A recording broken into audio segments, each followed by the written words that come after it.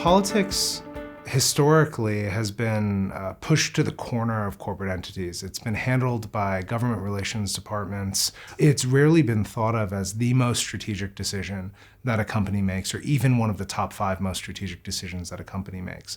I'd argue that in today's world, the CEO actually has to be the chief political officer in that entity. That strategic choices about which markets to enter, which markets to remain in, which markets to leave, the fundamental decisions that a CEO has to make are more political now than ever before. Decisions that are taken, be it positive or negative, have immediate impact. There's no golden hour to respond to public relations crises like you might have had in the past. CEOs are meant to be responding to anything their company is doing anywhere in the world that has political ramifications instantly through social media.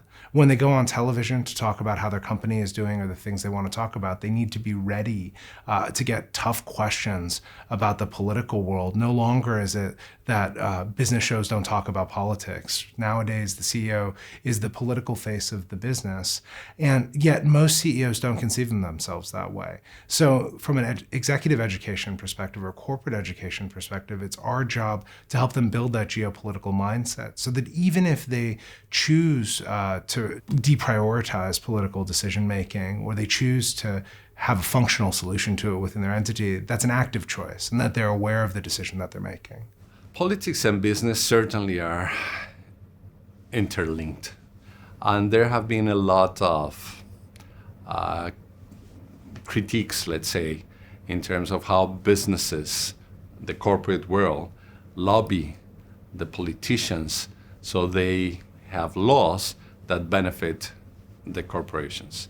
Unfortunately, I will say that all over the world we have bad examples of that, of the people and corporations or organizations just looking for their own agenda and their own benefit.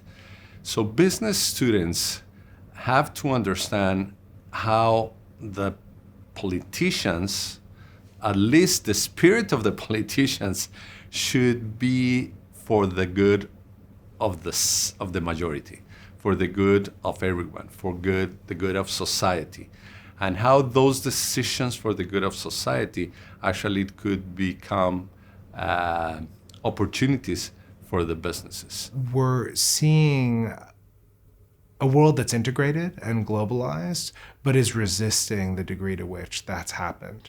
As a result, everything that's been globalized alongside that wave, including education, multi-destination business school programs or programs that pride themselves on having students from 100 different countries, wind up under threat because of politicians that are willing to use visas and movement of people as political tools. We need to consider how us as educators and as business leaders can make the case that only by sharing ideas across borders can we prepare for a more peaceful and productive world.